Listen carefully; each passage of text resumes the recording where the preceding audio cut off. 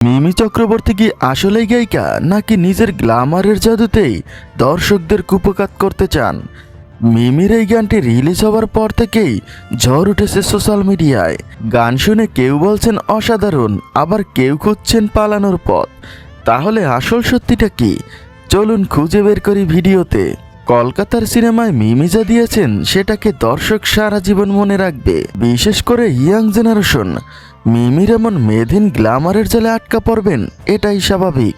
তবে শুধু গ্ল্যামারে নয়, নিজের কণ্ঠেও মধু জড়াচ্ছেন এই বিউটি কুইন নায়িকা।